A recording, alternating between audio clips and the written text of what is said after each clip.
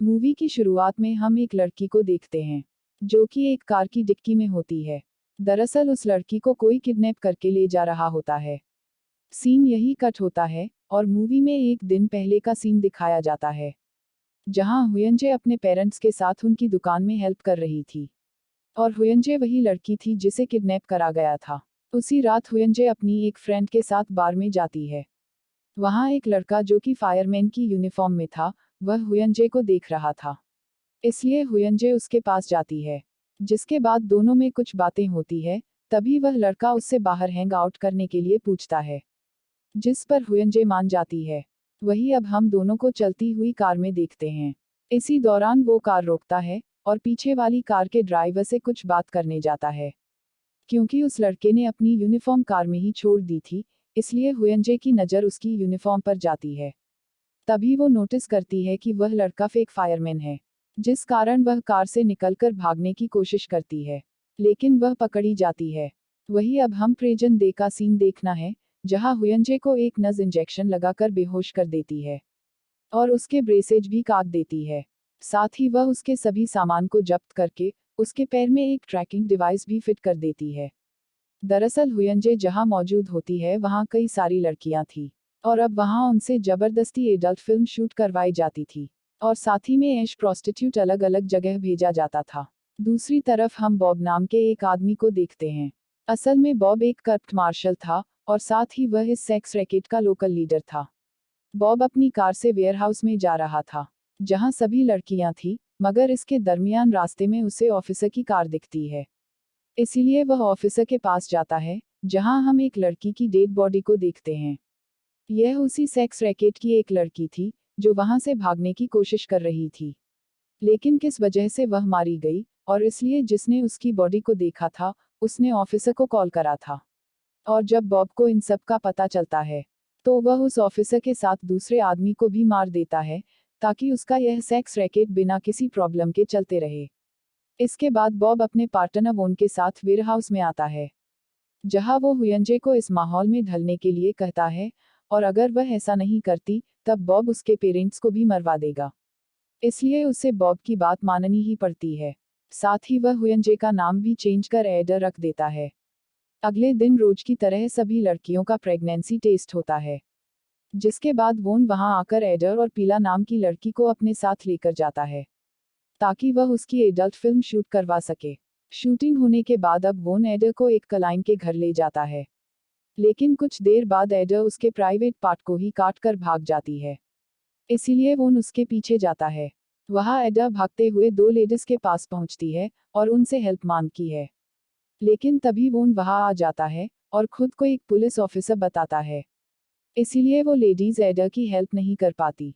उसी रात वोन एडर के हाथ पैर बांधकर एक बर्फीले टब में डाल देता है, और जब वह उसे रूम से बाहर आता है तभी उसकी मुलाकात बॉब से होती है और वह वोन को इस गलती के लिए थप्पड़ मार देता है। इसके साथ मूवी एक साल आगे शिफ्ट होती है, जहां सभी लड़कियां अपना प्रेगनेंसी टेस्ट देती है। कुछ देर बाद एडर और पीला एक साथ बैठी होती है। तभी उसकी नज़र वहां एक स्वेतलाना पर पड़ती है और उसके हाथ में वही रिंग होती है जो कि एडर के डैड ने एडर को दी थी।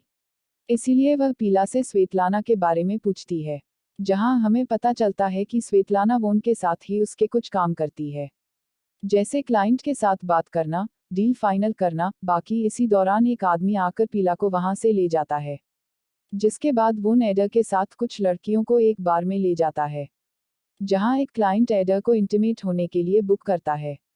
और अब एडा भी अपने क्लाइंट को सेटिस्फैक्शन देने लगी थी। वहीं एडा जब वापस वेयरहाउस में आ रही थी तभी वह अपने हिल का नुकीला पात तोड़कर अपने प्राइवेट पार्ट में डाल लेती है। उसी रात जब सभी सो रहे थे तभी एडा उस हिल के पात से स्वेतलाना पर हमला करने की कोशिश करती है, ताकि वह उसे उसके डैड की दी हुई रिंगा वापस ले सकें। उसीलिए दोनों में झड़प होती है, जिससे वोन और एक गार्ड वहां आ जाते हैं, जिसके बाद वह एडा को अकेले में ले जाता है और वह उसे रिंग को निगलने के लिए कहता है। इसलिए एडा को ना चाहते हुए भी उसे निगलना ही पड़ता है। इन सभी बातों के बाद वोन जब वहां से जा रहा होता है तभी एडा उसे कहती है कि वह उसके साथ मिलकर काम करना चाहती है, जिसे सुनकर वोन साफ इनकार कर देता है। अगले दिन वोन एडा के साथ दो लड़कियों को लेकर एक क्लब में जाता है और वहाँ इंटीमेट होने के बाद जब पेमेंट की बारी आती है, तब पैसों को लेकर एक कन्फ्यूजन हो जाती है। इसलिए एडा वोन की हेल्प करती है। लेकिन दूसरी तरफ बाकी दोनों लड़कियां उस क्लब से बाहर निकल जाती है। इसीलिए वो एडा को लेकर अपनी वैन से उन्हें ढूंढने के लिए जाता है। कुछ देर बाद वो उन्हें ढूंढकर थक जाता है, मगर वह नहीं मिलते। लेकिन लकीली एडा को वह दोनों दिख जाती है। इसीलिए वह एक बार फिर वोन को हेल्प करती है। सीन यही कट होता है, और हम एडा को उसके रूम में देखते हैं, जो आधी रात को वह वॉशरूम के ले जाती है। और वहां वह अपने पीछे से रिंग निकालकर धो देती है। दूसरे दिन वोन एडा को अपने घर साफ सफाई करवाने के लिए ले जाता है।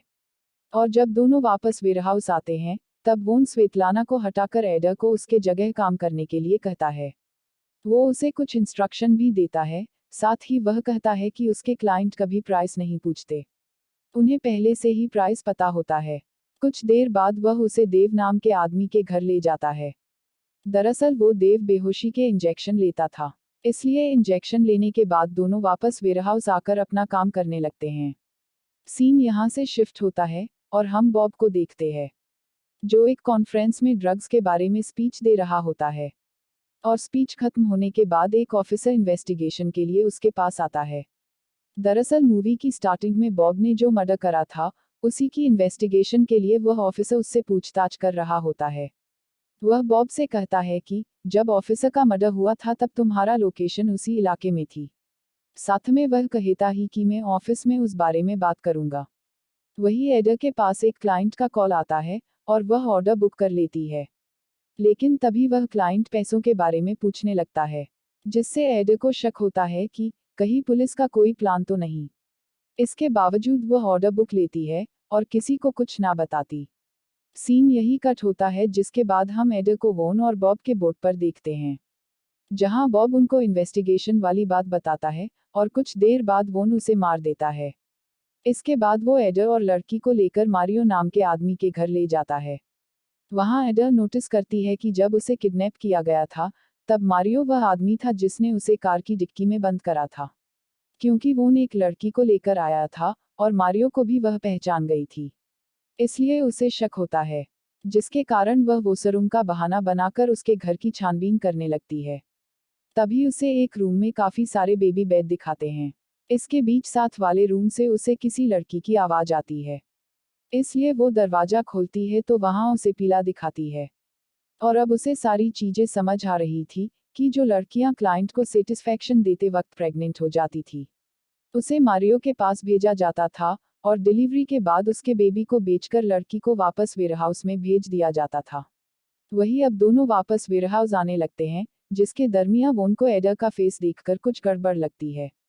इसीलिए वोन कार में मौजूद दूसरी लड़की को बाहर निकालता है, और एडा को उस लड़की को शूट करने को कहता है, ताकि वो इस काम में अपनी लॉयल्टी बता सके। और ना चाहते हुए भी एडा उस लड़की पर गोली चलाने के लिए ट्रिगर पुश करती है। लेकिन इन वक्त पर वोन उसे रोक लेता है, और समझ में आता है कि एडा अपने काम को लेकर काफी लॉयल है।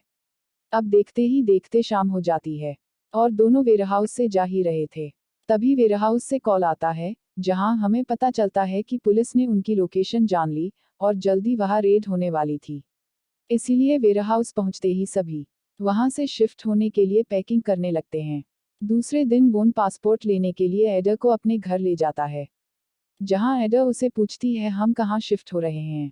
जिस पर वोन उसे बताता है कि हम दुबई शिफ्ट हो रहे हैं, और अगर वह दुबई शिफ्ट हो जाते हैं, तो एडा कभी अपने पेरेंट्स के पास नहीं जा पाती।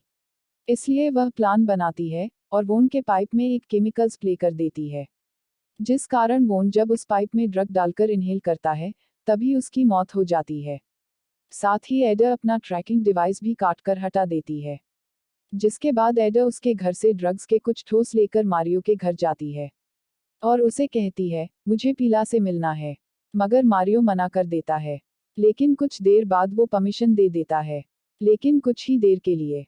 मारियो एडा को उसके पास लेकर जा ही रहा था, तभी एडा उसके गले पर इंजेक्शन लगा देती है, जिससे वह वहीं बेहोश हो जाता है। एडा पीला के पास जाती है और उसे लेकर कार के जरिए वहां से जाने लगती है। रास्ते में उसे एक टेलीफोन बूथ दिखता है, जिससे वह अपने घर फोन करती है, और फाइनली वो अपनी मॉम से बात कर पाती है।